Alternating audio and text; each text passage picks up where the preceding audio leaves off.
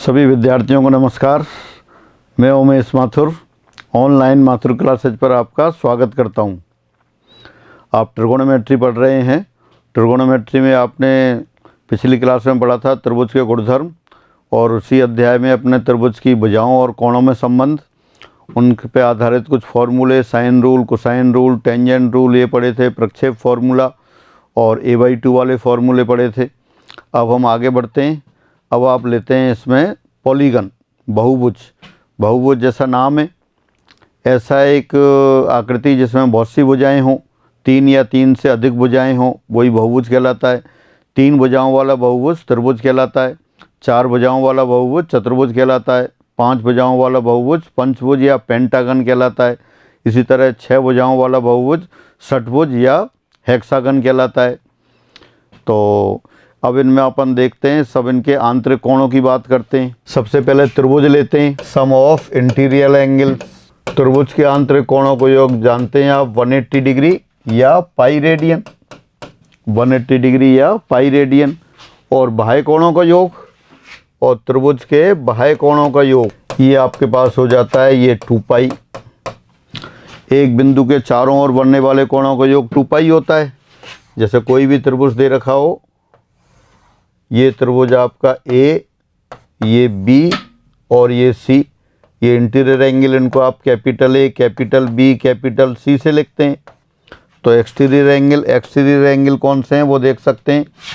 इस साइड को आगे बढ़ा दिया तो ये वाला एंगल बनेगा। एक ही साइड पे बनने वाले साइड पर एक दूसरी साइड मिलती है तो दोनों एंगल का योग पाई होता है। तो ये सी है तो ये वाला कितना हो गया, पाई माइनस सी। इसी तरह इसको आगे बढ़ा दें तो ये वाला एंगल हो जाएगा पाई माइनस ए।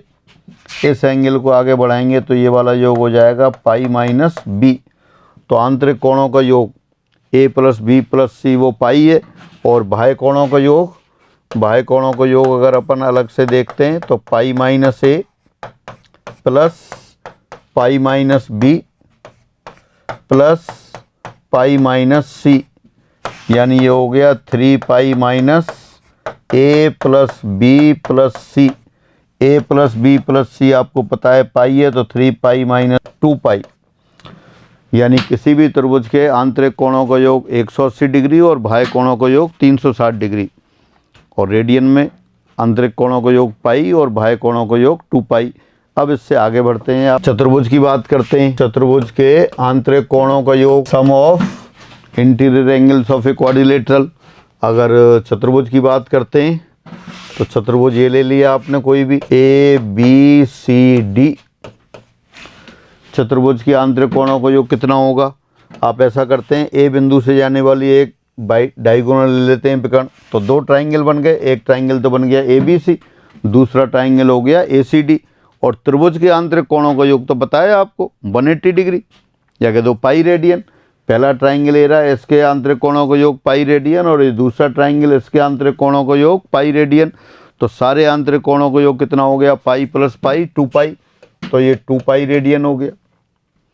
फिर आप पेंटागन ले लेते हैं, पंचभुज या कह सकते हैं आप पेंटागन के आंतरिक कोणों का योग sum of interior angles of a pentagon. एक पेंटागन बना लेते हैं। अब आप यहाँ फिर लेते हैं नेम रख लेते हैं आप ए बी सी डी ई। अब आप फिर ए से जाने वाले इसके विकर्ण ले लेते हैं। एक विकर्ण आपका हो गया ए सी, दूसरा विकर्ण हो गया ए डी। अब देखें कितने ट्राइंगल बन गए, ए बी सी ट्राइंगल बना। नंबर 1 ट्राइंगल, इसके आंतरिक कोणों का योग पाई। ए सी डी दूसरा ट्राइंगल, इसके आंतरिक कोणों का योग पाई। ए डी ई इसके आंतरिक कोणों का योग पाई। तो पाई पाई पाई 3 पाई, इसका मतलब इसके आंतरिक कोणों का योग क्या हो गया, 3 पाई हो गया। फिर आगे बढ़ते हैं। अब आप हेक्सागन लेते हैं, षटभुज लेते हैं के आंतरिक कोणों का योग। हेक्सागन बना लिया आपने कोई एक, ये हेक्सागन हो गया। हेक्सागन में नेम रख लेते हैं वही उसी तरह से A B C D E F. A से जाने वाले डायगोनल लेते हैं इसके, फिर दोबारा से ए सी A D A E A F. अब कितने ट्राइंगल वो बन गए, इसमें 4 ट्राइंगल हो गए। Number 1, number 2, number 3, number 4। सभी ट्राइंगल के आंतरिक कोणों का योग पाई होता है। तो पाई पाई पाई पाई 4 टाइम्स हो गया। तो इसमें आंतरिक कोणों का योग कितना हो गया 4 पाई। इससे भी आप देख सकते हैं ट्राइंगल की आंतरिक कोणों का योग पाई, चतुर्भुज की आंतरिक कोणों का योग 2 पाई और पेंटागन की आंतरिक कोणों का योग 3 पाई और हेक्सागन की आंतरिक कोणों का योग 4 पाई। यानी कि अगर नंबर ऑफ साइड्स अगर n है तो sum of interior angles n minus 2 into pi हो गया, या आप इसको कह सकते हैं n माइनस 2 इंटू 180 डिग्री। यानी sum of interior angles of a n side polygon is n minus 2 pi. n भुजाओं वाले बहुभुज के आंतरिक कोणों का योग n माइनस 2 पाई होगा। बाह्य कोणों के योग में तो कोई कन्फ्यूजन ही नहीं है, वो 2 पाई। एक बिंदु के चारों ओर बनने वाले कोणों का योग 2 पाई होता है, तो बाह्य वाले सारे कोण जब अपन ऐड करेंगे तो वो 2 पाई आएगा।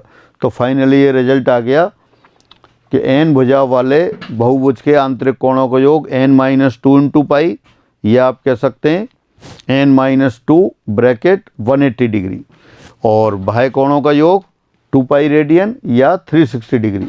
इसी को लिख लेते हैं फिर दोबारा से। हाँ, n भुजाओं वाले बहुभुज के आंतरिक कोणों का योग 2n माइनस 4 समकोण, 2n माइनस 4 राइट एंगल, और you can say n minus 2 पाई, और बाह्य कोणों का योग 4 राइट एंगल 4 समकोण या ये 2 पाई। तो ये आपकी बात रही। अब इसके बाद आते हैं आप समबहुभुज पर। जैसा नाम है समबहुभुज, रेगुलर पॉलीगन। समबहुभुज ऐसा बहुभुज जिसमें सभी भुजाएं बराबर होती हैं।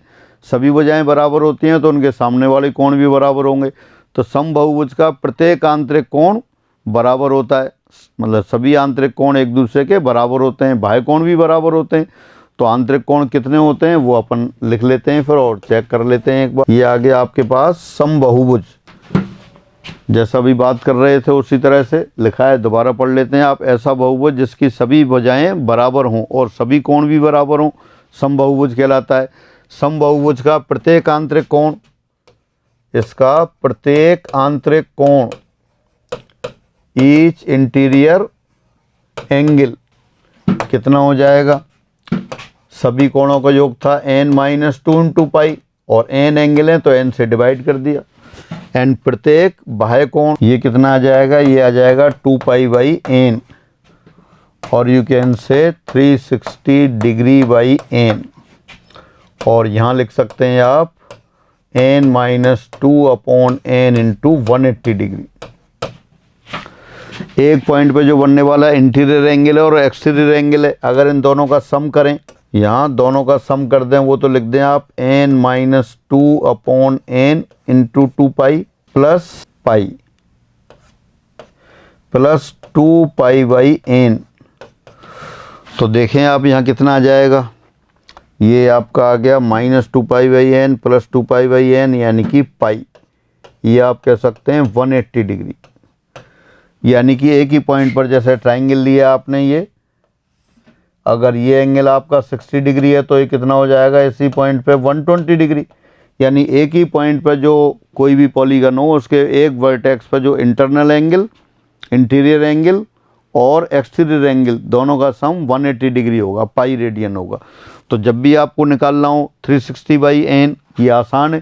पहले आप किसी भी रेगुलर पॉलीगन है उसका इंटीरियर और एक्सटीरियर एंगल निकालना हो तो पहले आप 360 बाई n कर दें तो एक्सटीरियर एंगल आ जाएगा, उसको 180 में सब्ट्रैक्ट कर दें तो इंटीरियर एंगल आ जाएगा, आंतरिक कोण आ जाएगा। तो अब अपन ऐसा करते हैं, कुछ स्टैंडर्ड जो पॉलीगन्स हैं उनके इंटीरियर और एक्सटीरियर एंगल जो आएंगे उनकी लिस्ट बना लेते हैं। ये अपन लेते हैं नंबर ऑफ साइड्स, भुजाओं की संख्या, और यहाँ ले लेते हैं आप इंटीरियर एंगल, आंतरिक कोण, और यहाँ लिख लेते हैं फिर एक्सटीरियर एंगल, बाह्य कोण। नंबर ऑफ साइड्स पहले आपने 3 लिख दी। नंबर ऑफ साइड्स 3 तो ट्राइंगल हो गया, इक्विलैटरल ट्राइंगल। इंटीरियर एंगल होता है 60 डिग्री और एक्सटीरियर एंगल हो गया 120 डिग्री। कैसे लिख रहे हैं आप? एक्सटीरियर एंगल तो लिख देते हैं 360 बाई n से, और इंटीरियर एंगल लिख देते हैं n minus 2 upon n into 180 degree से। पाई लगा देंगे तो रेडियन में आ जाएगा, यहाँ रेडियन में भी लिख सकते हैं। ये आपका आ गया पाई बाई 3 और ये आ गया 2 पाई बाई 3। अब n इक्वल टू 4 लिख दिया आपने। 4, चारों भुजाएं बराबर हों ऐसा चतुर्भुज हो तो वर्ग बनेगा, चारों कोण कितने हो जाएंगे 90 डिग्री के, इंटीरियर एंगल भी 90 डिग्री और एक्सटीरियर एंगल भी 90 डिग्री, और यू कैन से π/2 रेडियन। फिर आपने 5 लगा दिया, n = 5, 362/5 72 डिग्री, और इधर देखेंगे तो ये 108 डिग्री। 72 डिग्री को क्या लिख सकते हैं आप, 72 डिग्री को रेडियन में बदल दें तो आ जाएगा 2π/5, π/5 36 डिग्री, 2π/5 72 डिग्री, और ये आपका आएगा 3π/5। फिर लिख देते हैं n = 6 लिखेंगे, नंबर ऑफ साइड 6 हो गई, भुजाओं की संख्या 6 हो गई, एक्सटीरियर एंगल हो गया 60 डिग्री यानी π/3 रेडियन, और इंटीरियर एंगल हो गया 120 डिग्री, या आप कह सकते हैं 2π/3 रेडियन। n = 8 रख दिया, 360/8, 360/8 45 डिग्री आ गया, और you can say π/4 radian. Interior angle आ जाएगा 135 डिग्री या 3π/5 रेडियन। 9 रख सकते हैं, 360 डिग्री/9, 360/9 40 डिग्री हो गया, इधर आपका 140 डिग्री हो गया, तो ये 40 डिग्री और 140 डिग्री लिख सकते हैं आप। और अगर रेडियन में कन्वर्ट करना हो तो वहाँ लिख देंगे रेडियन में, ये आ जाएगा 2π/9 40 डिग्री हो गया, और 2π/9 यहाँ कितना लिख देंगे, फिर ये 7π/9। n = 10 रख दें, एक्सटीरियर एंगल हो गया 36 डिग्री, 36 डिग्री यानी कि π/5, π/10 होता है 18 डिग्री, 2π/10 π/5 36 डिग्री, यहाँ कितना हो गया 144 डिग्री, और आप कह सकते हैं इसको फिर ये 4π/5। और इसी तरह से आप इसमें 12 15 लिख के और आगे लिस्ट बना सकते हैं, पर इतना काफ़ी है, लर्न नहीं करना है, बस एक बार लिस्ट आपको बनानी है इस तरह की, जिससे कभी कोई क्वेश्चन आ जाए तो इजीली स्ट्राइक कर जाएगा। तो इस तरह से ये समबाहुभुज का प्रत्येक आंतरिक कोण और प्रत्येक बाह्य कोण की बात रही।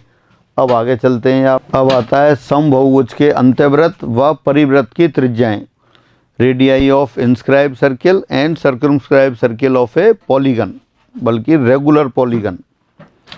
तो सबसे पहले अपन ट्राइंगल ले लेते हैं, समबाहु त्रिभुज लिया, समबाहु त्रिभुज ले लेते हैं जिसकी साइड ए है, ये अपन याद करके रखेंगे इसकी। ए भुजा वाला समबाहु त्रिभुज लिया, ए भुजा वाला समबाहु त्रिभुज यानी कि साइड इसकी लंबाई क्या है, ए है। समबाहु त्रिभुज के सारे केंद्र एक ही बिंदु पर होते हैं, जो परकेंद्र होगा वही अंत्य केंद्र होगा, वही केंद्रक होगा। तो ये आप जो केंद्रक है यहाँ से लंब डाल दें, आप उसको लंब कह सकते हैं, मीडियन कह सकते हैं, बाई एंगुलर बाइसेक्टर कह सकते हैं। तो इस पर ये पॉइंट आ गया, ये जो केंद्र, ये केंद्रक मध्यका को 2:1 के रेशो में डिवाइड करता है, यही तो अंत्य केंद्र होगा, यही परकेंद्र होगा, यही केंद्रक होगा। तो आपको OD ये क्या हो जाएगी, ये इन रेडियस हो जाएगी। पहले अपन इसमें इंस्क्राइब सर्किल बनाते हैं, ये इंस्क्राइब सर्किल हो गया, मैंने ऐसे ही बना दिया है, आप प्रकार से बनाएंगे तो सुंदर बनेगा। तो OD जो साइड है वो आपकी, OD जो लंबाई है ये अंत्यवृत्त की त्रिज्या होगी, इन रेडियस होगी। तो OD की लंबाई निकालें, अगर O से B को मिला देते हैं तो ये वाला क्या है, एंगुलर बाइसेक्टर होगा, तो ये एंगल 30 डिग्री हो गया। तो आप इसमें देख सकते हैं ट्राइंगल BDO में टेंजेंट 30, ट्राइंगल BDO में टेंजेंट 30, टेंजेंट 30 कितना हो गया, टेंजेंट 30 हो गया आपके पास OD/BD, OD/BD इसको लिख दिया 1/√3। OD इन रेडियस है, स्मॉल r लिख दिया, BD साइड की हाफ है तो a/2 हो गया। इसका मतलब r बराबर आ गया a/2√3, यानी A भुजा वाले समबाहु त्रिभुज की अंत्य त्रिज्या इन रेडियस a/2√3 होगी। और बाह्य त्रिज्या निकालनी होगी तो कौन सी होगी, अब एक्सटीरियर सर्किल बना लेते हैं, एक्सटीरियर सर्किल बनाते हैं यानी परिवृत्त बनाते हैं, सर्कम सर्किल इस तरह से बन जाएगा। तीनों शीर्षों से जाने वाला वृत्त परिवृत्त कहलाता है। तो उसकी त्रिज्याएं कौन सी हो गई, OA, OB, OC हो गई। तो अपन OB लंबाई निकाल लें, वही आपका क्या हो जाएगा, परित्रिज्या आ जाएगी, सर्कम रेडियस आ जाएगी। तो फिर अपन ऐसा करते हैं, इसमें अब ले लेते हैं आप cos 30 त्रिभुज BDO में cos 30 क्या होता है, बेस अपॉन हाइपोटेनियस, यानी BD अपॉन OB। cos 30 आप जानते हैं √3/2, और BD कितना हो गया A/2, OB कितना हो गया R। तो फाइनली R बराबर आ गया अपने पास A/√3। ये तो अपन ने ट्रिगोनोमेट्री यूज करके निकाली, और ट्रिगोनोमेट्री को यूज नहीं करते हैं आप ज्योमेट्री यूज कर लें। ज्योमेट्री क्या कहती है कि केंद्रक किसी भी मध्यका को 2:1 के अनुपात में काटता है, यानी कि ये मीडियन थी, और ये OD इन रेडियस और OA सर्कम रेडियस। तो सर्कम OA वैसे ही OD से डबल है, तो ये OD यानी कि अंत त्रिज्या निकाली हुई थी A/2√3, इसका डबल कर देंगे तो A/√3। कैलकुलेशन से भी आ गई और आपने डायरेक्ट भी लिख लिया। तो इस तरह से अब आप याद रखेंगे, A भुजा वाले समबाहु त्रिभुज की अंत त्रिज्या A/2√3 और परित्रिज्या A/√3 होगी। अब आगे बढ़ते हैं। अब अपन लेते हैं कोई भी पॉलीगन ले लें, एन साइड पॉलीगन लें, उसकी इन रेडियस और सर्कम रेडियस, अंत त्रिज्या और परित्रिज्या कैलकुलेट करते हैं। तो ये एन भुजा वाला बहुभुज लेते हैं आप, उस बहुभुज की अपन 3 भुजाएं ले लेते हैं, जैसे ये A1, ये A2, ये A3, इस तरह से आगे AN, A4, A5 चलेगा, लास्ट में ये AN आएगा। और मान लिया ये इसका केंद्र है, ये केंद्र A1, A2, A3 up to AN, N vertices होंगी, N साइड्स होंगी, उसमें से एक साइड ले लिया आपने A1, A2, और A1, A2 की वो लेंथ वही अपन ने जैसे पहले अज्यूम की थी A है। पहले ट्राइंगल लिया था, ट्राइंगल की अज्यूम की थी, अब आपने ये एन साइड पॉलीगन ले लिया है, पॉलीगन की साइड ले ली है वो स्मॉल a है। अब स्मॉल a, अब आपको क्या निकालना है, एक तो इन रेडियस निकालनी है और एक सर्कम रेडियस निकालनी है। अगर O से A1 को मिला दें तो ये क्या आएगी, ये सर्कम रेडियस हो जाएगी, परित्रिज्या हो जाएगी। तो पहले परित्रिज्या कैलकुलेट कर लेते हैं। O से साइड पर परपेंडिकुलर डाल दिया, वो OD आ गया। अच्छा अब एंगल की बात करते हैं, ये वाला एंगल कितना होगा, पूरे पॉइंट O के चारों ओर बनने वाला एंगल 2π, और चूंकि ये एन ट्राइंगल बनेंगे तो हर ट्राइंगल में ऊपर वाला एंगल A1O A2 ये 2π/n हो जाएगा। एंगल A1O A2 ये तो हो गया 2π/n, लेकिन अपना एंगल कौन सा है, ये छोटा वाला एंगल लिया है, तो ये π/n हो गया।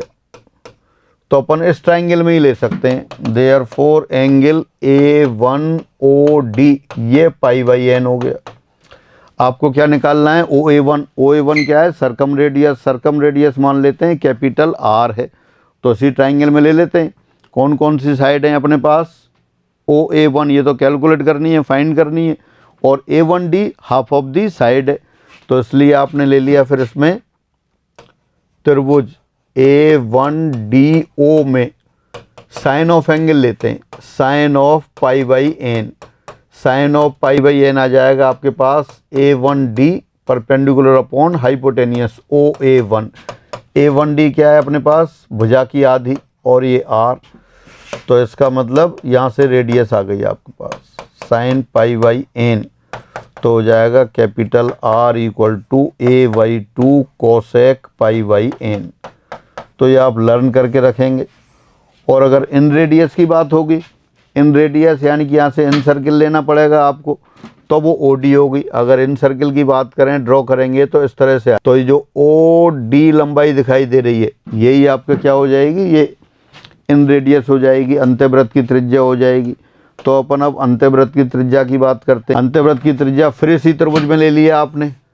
अब कौन सा ले लेते हैं, अब आपको OD और ये tan ऑफ एंगल ले लेते हैं, टेंजेंट ऑफ π/n। किस ट्राइंगल में लिया, ट्राइंगल A1DO में टेंजेंट π/n। तो टेंजेंट π/n क्या आ जाएगा, A1D अपॉन OD। A1D क्या है, ये तो A/2 है, और OD क्या है, स्मॉल r है। स्मॉल r ही आपको कैलकुलेट करनी है, तो देयरफॉर R बराबर हो गया A/2 cot π/n। ये दोनों आप याद करके रख सकते हैं। सर्कम रेडियस कैपिटल R और इन radius small r। Capital R क्या आ गया, A/2 कोसेक π/n, और small r A/2 cot π/n। तो फाइनली इनको एक बार लिख लेते हैं। फिर ये दोबारा से उन्हीं रिजल्ट को लिख दिया आपने कि ए भुजा वाले समबाहुभुज के परिवृत्त की त्रिज्या capital R small a by 2 cosec pi by N और अंत्यवृत्त की त्रिज्या a by 2 cot pi by N. यहाँ लिखा नहीं है तो मैं लिख देता हूँ, यहाँ a समबाहुभुज की भुजा है, a is the side of regular polygon, समबाहुभुज की भुजा है। तो ये आप लर्न करके रखेंगे। उसके बाद फिर आप आते हैं समबाहुभुज का क्षेत्रफल, एरिया ऑफ रेगुलर पॉलीगन। फिर वही सबसे पहले समबाहु त्रिभुज का क्षेत्रफल, ये आपको लर्न है, ये √3/4 a स्क्वायर होता है। a is the side of the equilateral triangle. a भुजा वाले समबाहु त्रिभुज का क्षेत्रफल √3/4 a स्क्वायर होता है, सबको याद है। और आप इसको प्रूफ करना चाहें, वैसे प्रूफ की आवश्यकता नहीं है, तो आप देख सकते हैं आसानी से। ये समबाहु त्रिभुज बना लिया, किसी भी तरह कैलकुलेट कर सकते हैं आप इसे। ए बी सी यहाँ से परपेंड डाल दिया, ये डी आ गया, हर एंगल 60 डिग्री का है। तो एरिया ऑफ ट्राइंगल क्या होता है, half base into height. Base तो कितना हो गया BC और हाइट क्या हो गई AD। AD आप निकाल सकते हैं। त्रिभुज ABD में साइन 60 कितना हो जाएगा AD अपॉन AB। साइन 60 तो हो गया √3/2। AD आपने ऐसे ही रखा रहने दिया और AB को स्मॉल a लिख दिया। तो therefore AD height √3/2 times A। तो area of triangle ABC half base into height हो जाएगा √3/4 a स्क्वायर। ये वही एरिया हो गया जो आपने पहले से याद कर रखा है। हीरोन्स फार्मूले से भी निकाल सकते थे। हीरोन्स फार्मूला कौन सा है, अगर S इसकी सेमी पेरीमीटर हो, S अर्ध परिमिति हो, अर्ध परिमिति यानी स्मॉल s बराबर a + b + c/2, तब वो फार्मूला आपके पास था area of triangle √S into S - a S - b S - c, उससे भी निकाल सकते हैं। फाइनली ये है कि आपको लर्न है कि समबाहु त्रिभुज का क्षेत्रफल जिसकी भुजा a हो √3/4 a स्क्वायर होता है। अब आगे देखते हैं। फिर आता है अपने पास समबाहुभुज का क्षेत्रफल। अब अपन n भुजा वाला बहुभुज लेते हैं। n भुजा वाला बहुभुज ये ले लिया आपने, A4 एंड सो ऑन, और लास्ट में आगे आपके पास AN। ये इसका केंद्र मान लेते हैं, केंद्र से शीर्षों को मिला दें। तो इसका जो n साइड वाले रेगुलर पॉलीगन का एरिया क्या आएगा, इस तरह के n ट्राइंगल बनेंगे। n ट्राइंगल बनेंगे तो आप एक ट्राइंगल का निकाल के n गुना कर देंगे। n भुजा वाले बहुभुज का क्षेत्रफल कितना आएगा, n इंटू त्रिभुज A1OA2 का क्षेत्रफल। तो फाइनली क्या है आपके पास, तो A1OA2 इसका अगर क्षेत्रफल निकाल लेंगे तो आपके पॉलीगन का क्षेत्रफल आ जाएगा। ये आपको दे रखा है साइड A, साइड ये A दे रखा है। अगर यहाँ से आप परपेंडिकुलर ड्रॉ कर देते हैं, ये इन रेडियस हो जाती है स्मॉल r, और आप इसकी बात करें ये आपकी कैपिटल R है। OA1 क्या है यहाँ पर, A1A2 आपने लिख दिया है साइड है। OA1 क्या है, सरकम रेडियस परित्रिज्या है। और OD क्या है, स्मॉल r है। तो इसका क्षेत्रफल आप साइड की टर्म में निकाल सकते हैं, भुजा के पदों में निकाल सकते हैं, कैपिटल R के पदों में निकाल सकते हैं, स्मॉल r के पदों में निकाल सकते हैं। अलग अलग बुक्स में अलग अलग दे रखा है, आप तीनों निकाल लेते हैं। अच्छा, ये वाले फॉर्मूले भी लिख के रख लें आप यहाँ। स्मॉल r बराबर क्या था, a/2 कॉट π/n, और कैपिटल R बराबर क्या था, a/2 कोसेक π/n।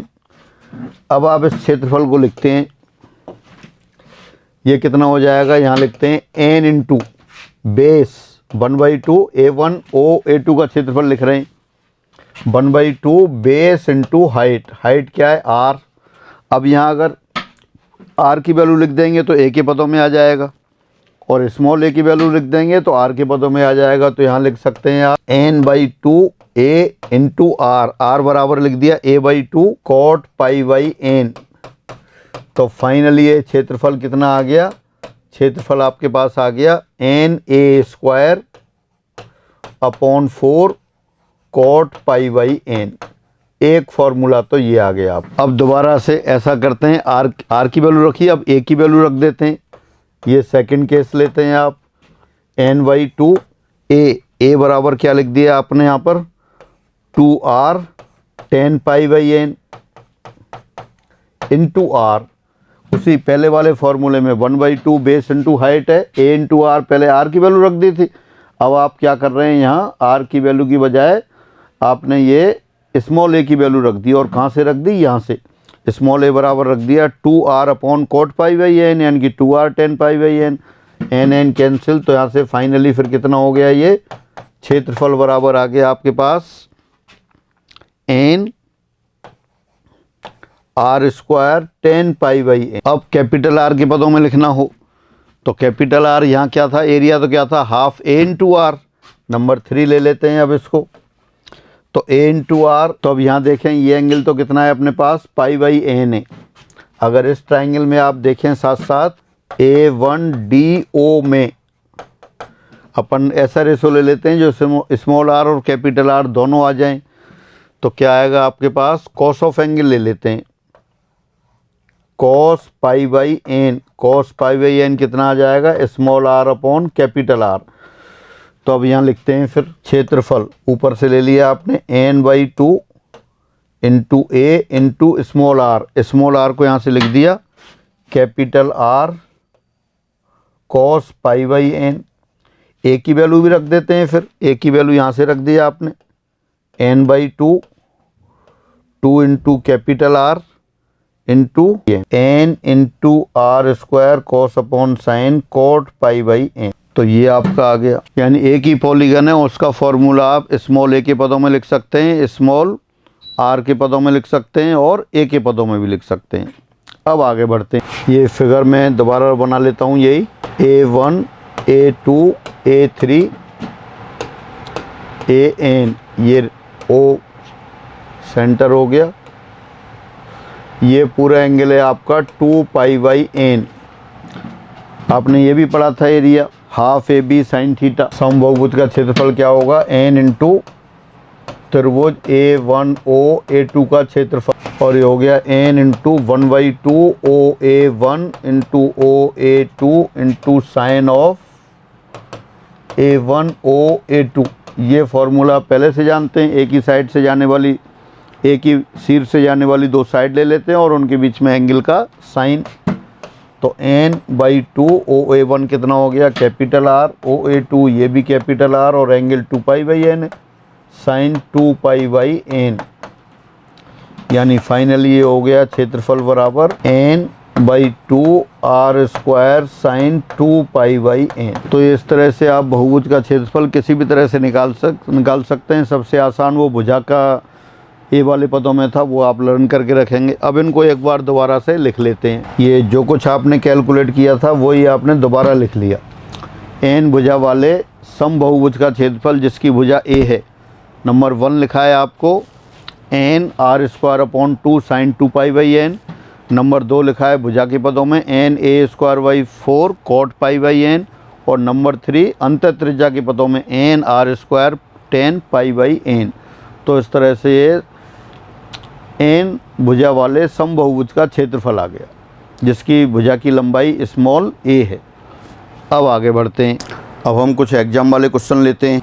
हाँ देखें, आपको लिखा है एक त्रिभुज के कोण 4:1:1 के अनुपात में है, तो इसकी बड़ी भुजा एवं इसके परिमाप में अनुपात है। The angles of a triangle are in the ratio 4:1:1, then the ratio of its largest side to its perimeter is. तो कोई भी ट्राइंगल ले लेते हैं अपन। ये जो ट्राइंगल है, ट्राइंगल के कोण किस अनुपात में है, 4:1:1 के अनुपात में है। तो आप एज्यूम कर लेते हैं, सपोज ABC दिया त्रिभुज है, A:B:C बराबर 4:1:1, ये गिवन है। ABC ट्राइंगल है, आपने मान लिया A जो सबसे बड़ा एंगल है वो कितना है 4 रेशो में और BC 1:1 के रेशो में।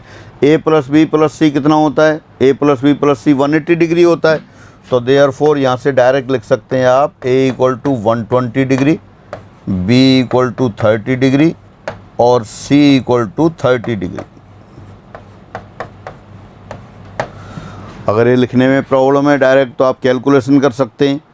कैलकुलेशन के लिए क्या करेंगे आप, कैलकुलेशन के लिए 4:1:1 दे रखा है तो आप एज्यूम कर सकते हैं, माना A बराबर 4 थीटा, B बराबर थीटा और C बराबर थीटा। तो therefore A plus B plus C बराबर 4 theta plus theta plus theta, यानी कि ये 6 थीटा हो गया। लेकिन त्रिभुज के तीनों कोणों का योग तो 180 डिग्री होता है, तो इसलिए 6 थीटा बराबर 180 डिग्री। दिस इम्प्लाइज थीटा बराबर 30 डिग्री। थीटा 30 डिग्री हो गया तो इससे 4 थीटा कितना हो गया, 4 थीटा बराबर हो गया 120 डिग्री। तो फाइनली ये हुआ। आप डायरेक्ट लिख सकते थे, और अगर डायरेक्ट लिखने में प्रॉब्लम हो रही है तो आप कैलकुलेशन कर लें। आपको गिवन है त्रिभुज के कोण 4:1:1 के अनुपात में है।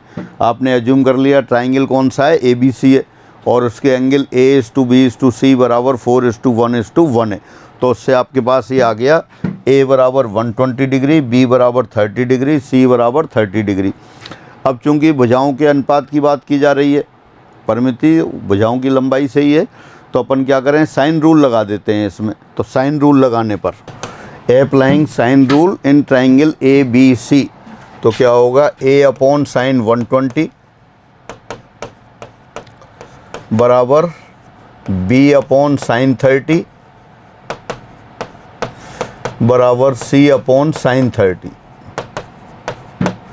दिस इम्प्लाइज A/√3/2 B/1/2 और C/1/2।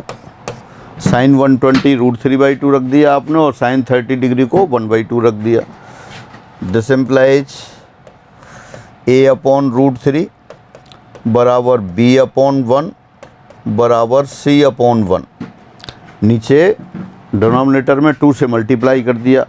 अब इन दोनों को काम में लेके इनका सम लिख देते हैं। दिस रेशो किसके इक्वल होगा, A plus B plus C upon √3 plus 1 plus 1। अब फर्स्ट और लास्ट रेशो से ले लिया दोबारा से, फर्स्ट और लास्ट रेशो। फर्स्ट रेशो क्या है, A/√3, और लास्ट क्या हो गया, पेरीमीटर। पेरीमीटर कितना होता है, 2s, वो हो गया √3 प्लस 2। तो देयरफॉर A/2s ये आ गया √3/2 प्लस √3। यही आपसे पूछा था कि सबसे बड़ी भुजा और पेरीमीटर का अनुपात, तो ये आ गया आपके पास √3/2 प्लस √3। अब आगे बढ़ते हैं। त्रिभुज ABC में A times cos square C/2 plus C times cos square A/2 बराबर 3B/2। तब ABC पूछें किस में होंगे। If in a triangle ABC A times cos square C/2 plus C times cos square A/2 equal to 3B/2 then the sides ABC are in, किस में हैं ये पूछा है आपसे, AP में, GP में, HP में, या किसी में भी नहीं। तो आप यहाँ जो कोसाइन वाले फार्मूले हैं वो अप्लाई करते हैं। साइन फार्मूले तो कहता था A/sin A बराबर B/sin B बराबर C/sin C बराबर कांस्टेंट, या sin A/A बराबर sin B/B बराबर sin C/C। और कोसाइन रूल क्या था, कोसाइन रूल की बजाय इसमें कौन से फार्मूले लगाएंगे, A/2 वाले फार्मूले लगाएंगे।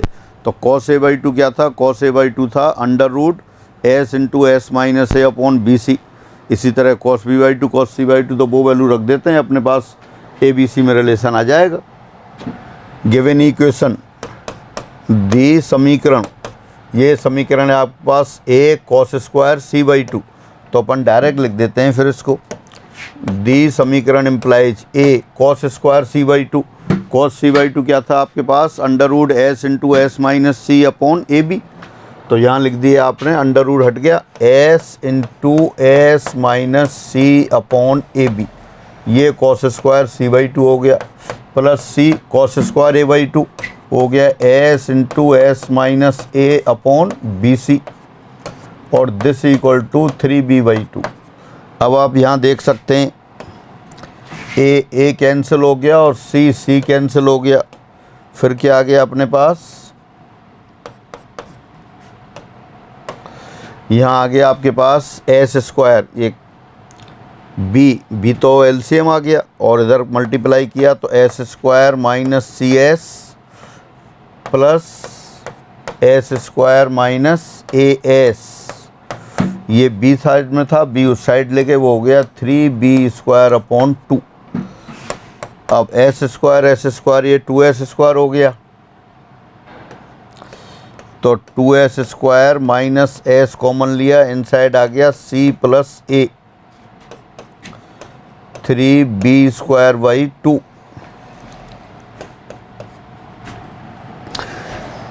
c प्लस एस को a plus b plus c होता है 2s, तो c प्लस एस कितना हो गया 2s माइनस b, तो हुआ आपका 2s square minus s into 2s minus b, this equal to 3b² upon 2।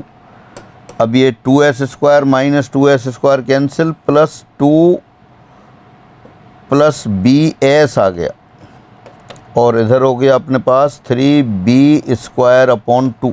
अब b से b कैंसिल कर दिया आपने, b से b कैंसिल कर दिया, 2 लेफ्ट हैंड साइड में ले गए आप, 2s इक्वल टू 3b, यानी a plus b plus c equal to 3b, b cancel हो गया, a प्लस c बराबर 2b, therefore a b c are in AP। A B c किस में हो गए, AP में हो गए, समांतर श्रेणी में हो गए। जो समीकरण दे रखी थी आपने क्या किया, उसमें cos c/2 और cos a/2 की वैल्यू रख दी, और ये वैल्यू आपके पास पहले से पता है, याद थी आपको, और थोड़ी सी कैलकुलेशन के बाद आपके पास आ गया a plus c equal to 2b। इसका मतलब ABC समांतर श्रेणी में है। अब आगे बढ़ते हैं। हाँ, वो आपको क्वेश्चन दे रखा है, त्रिभुज ABC में यदि cos b बराबर sin a upon 2 sin c हो तो त्रिभुज है। कौन सा त्रिभुज है ये देखना है आपको, समबाहु है, विषमबाहु है, न्यून कोण है, समद्विबाहु है। In a triangle ABC if cos b equal to sin a upon 2 sin c then the triangle is, ये पूछा है। तो फिर वही कोसाइन रूल और साइन रूल लगा देते हैं आप इसमें। दी समीकरण में क्या है, cos b को लिख दिया आपने c² plus a² minus b² upon 2ac। Sine rule से यहाँ लिख दिया a upon 2c, sine A proportional to small A, sine B proportional to small B, sine C proportional to small C. वो रख दी, कांस्टेंट आएगा, दोनों numerator denominator हैं, वो कैंसिल हो गया। अब यहाँ 2c से 2c कैंसिल कर दिया आपने, 2c से 2c कैंसिल कर दिया तो आ गया c² plus a² minus b² बराबर a²। This implies c² equal to b²। दो साइड इक्वल हो गई, दो साइड इक्वल हो गई तो त्रिभुज कौन सा हो गया, समद्विबाहु हो गया। इसलिए दिया हुआ ट्राइंगल कैसा है, आइसोसेल ट्राइंगल है, समद्विबाहु त्रिभुज है। सभी एग्जाम वाले क्वेश्चंस हैं और देख सकते हैं आप, बिल्कुल आसान क्वेश्चंस हैं। जो कोसाइन रूल साइन रूल हैं वही आप अप्लाई करते जा रहे हैं जो पिछली टर्म पे आपने पढ़ा था। अब आगे चलते हैं। हाँ, नेक्स्ट ये भी आपका सेकंड ग्रेड वाला क्वेश्चन है। एक त्रिभुज ABC जिसकी भुजाएं small a small b small c हैं के लिए साइन a माइनस बी तथा साइन a प्लस बी का अनुपात है। अब सिंपल रेशो पूछा है, और रेशो में भी आप देखें ऑप्शंस जो आ रहे हैं a² b² सेकंड डिग्री में आ रहे हैं, तो अपन लिख सकते हैं आप रिक्वायर्ड रेशो। तो इसको क्या किया आपने, sine a minus B upon sine a plus B, तो साइन a माइनस बी को लिख दिया sine a cos b minus cos a sine b, और नीचे लिख दिया आपने ये sine a cos b plus cos a sine b। Sine a minus B को साइन a प्लस बी से रेशो पूछा है, तो आपने दोनों को एक्सपेंड करके रख दिया। अब साइन रूल और कोसाइन रूल अप्लाई कर दिए आपने। यहाँ साइन a को तो लिख दिया आपने स्मॉल a इंटू कॉन्स्टेंट लिखना होता है, लेकिन ऊपर नीचे दोनों जगह कॉन्स्टेंट आएगा तो वो आपने डिलीट कर दिया। cos b के लिए क्या है आपके पास, c² plus a² minus b² upon 2ac। Minus sine b को बी लिखा, फिर cos A B square plus C square minus A square upon 2bc, और डिनोमिनेटर में देखें फिर साइन ए को लिखा A cos B C square plus A square minus B square upon 2ac plus sine B लिख दिया cos A B square plus C square minus A square upon 2bc। अब जो cancel हो रहा है पहले तो वो कैंसिल कर देते हैं। ए कैंसिल हो गया, बी कैंसिल हो गया, नीचे भी ए बी कैंसिल हो गया, यहाँ भी ए कैंसिल हो गया। अब 1/2c ऊपर से कॉमन लिया और 1/2c नीचे से कॉमन लिया, वो भी कैंसिल हो गए। तो फाइनली क्या बचे आप वो देखते हैं। हाँ देखिए C square plus A square minus B square, यहाँ माइनस बी स्क्वायर आएगा प्लस माइनस सी स्क्वायर, तो सी स्क्वायर कैंसिल हो गया, यानी 2 times A square minus B square आ गया। देखें A square minus minus plus A square, और फिर आपका C square minus C square cancel हो गया, minus B square 2b square आ गया। अब नीचे देखते हैं, नीचे देखें सी स्क्वायर ऐड हो गया, फिर ए स्क्वायर माइनस ए स्क्वायर कैंसिल हो गया, बी स्क्वायर कैंसिल हो गया, तो नीचे क्या आ गया आपके पास 2c स्क्वायर आ गया। 2 फिर कैंसिल कर दिया आपने, A square minus B square upon C square आ गया। तो कौन सा आंसर आ गया आपका यहाँ? थर्ड आंसर आ गया। सिंपल फार्मूले जो हैं उन्हीं को अप्लाई कर रहे हैं। कौन सा फार्मूला अप्लाई करना है वो आपने ऑप्शन से देख के डिसाइड किया। साइन ए माइनस बी अपॉन साइन ए प्लस बी पूछा था, साइन ए माइनस बी साइन ए प्लस बी को एक्सपेंड किया, साइन रूल कोसाइन रूल वाले फार्मूले यूज किए, और रेशो अपने आप आ गया A square minus B square upon C square. अब आगे बढ़ते हैं। हाँ क्वेश्चन दे रखा है ए बी सी भुजाओं वाले त्रिभुज capital A capital B capital C के लिए tan a/2 और tan b/2 का गुणनफल होगा। इनका गुणनफल पूछा है आपसे। कोई भी ट्राइंगल ए बी सी उसकी साइड्स दे रखी हैं स्मॉल ए स्मॉल बी स्मॉल सी, तब आपको पता करना है tan a/2 into tan b/2। दोबारा पढ़ लेते हैं। For a triangle A B C with sides a small b small c, the product of tan a/2 and tan b/2 is tan a/2 tan b/2 a/2 वाले फॉर्मूले याद हैं आपको, तो बस वही वाले लिख देते हैं सीधे। since tan a/2 into tan b/2, tan a/2 into tan b/2, tan a/2 होता है आपके पास under root s minus B into S minus C upon S into S minus A, तो यही लिख देते हैं आप under root S minus B S minus C upon S into S minus A. फिर tan b/2 हो गया आपके पास under root S minus C into S minus A upon S into S minus B. अब देखें जो cancel हो रहा है एस माइनस बी कैंसिल हो गया, ये एस माइनस बी और एस माइनस बी कैंसिल हो गया, और आपका एस माइनस ए कैंसिल हो गया। फिर क्या बचा आपके पास? ऊपर देखते हैं under root S minus C यानी कि एस माइनस सी आ गया, नीचे एस आ गया, 2 से ऊपर मल्टीप्लाई कर दिया और 2 से नीचे मल्टीप्लाई कर दिया, 2s minus 2c upon 2s minus 2c पता है आपको। 2s माइनस 2c क्या है? a प्लस बी माइनस सी, और 2s क्या है? a plus B plus C. तो ये डायरेक्ट फार्मूला आ गया आपके पास। 2s minus C upon 2s क्या आ गया? a plus B minus C upon a plus B plus C. तो इस तरह अपन ये ट्रिगोनोमेट्री वाले कुछ एग्जाम वाले क्वेश्चन देख रहे थे। आप देख सकते हैं एग्जाम वाले क्वेश्चन सीधे डायरेक्ट फॉर्मूले ओरिएंटेड है। कई बार तो अपन ये काम में लेते हैं, कई बार वैसे ही वेरीफाई कर लेते हैं। जैसे यहाँ दे रखा है किसी त्रिभुज की 3 भुजाएं ए बी और under root a square plus a b plus b square हों तो सबसे बड़ा कौन है? ये आप जानते हैं सबसे बड़ी भुजा के सामने वाला कौन बड़ा होता है। तो अगर इन भुजाओं की बात करें, अगर इस ये कैपिटल ए के सामने वाली भुजा हो गई, ये कैपिटल बी के सामने वाली भुजा हो गई, और ये एंगल कैपिटल सी के सामने वाली भुजा हो गई। तो स्मॉल सी साइड सबसे बड़ी दिखाई दे रही है, तो इसके सामने कौन सा एंगल निकालना होगा आपको? कैपिटल सी एंगल निकालना होगा। दोबारा से, जैसा अगर अपन ये ट्राइंगल ले लें आप, ये आपका ए आ गया, ये बी आ गया, ये सी आ गया, ये वाली साइड स्मॉल ए, ये वाली साइड स्मॉल बी, ये वाली side small C. Small C ये है जो आपने ऊपर सबसे बड़ी साइड दे रखी है, इसको अपन स्मॉल सी के बराबर ले रहे हैं कि ये स्मॉल सी है। तो जो सबसे बड़ी भुजा है उसके सामने वाला कौन सबसे बड़ा होगा? तो कॉस सी निकालना है तो फॉर्मूले में लिख दें। एक आप ऐसे ही कर सकते हैं, ऐसा रख दें कि माना a बराबर 1, b बराबर 1, तो c बराबर कितना आ गया? यहाँ से √3 आ गया। a और b दोनों को 1 रख दिया आपने, a और b दोनों को 1 रख दिया, तो c बराबर कितना आ गया? √3। अब c एंगल निकालना है, तो देयरफॉर cos c क्या होगा? a² + b² - c² upon 2ab। कितना हो गया ये? 2 - 3 यानी कि -1/2 हो गया। इसका मतलब c बराबर 120 डिग्री आ गया।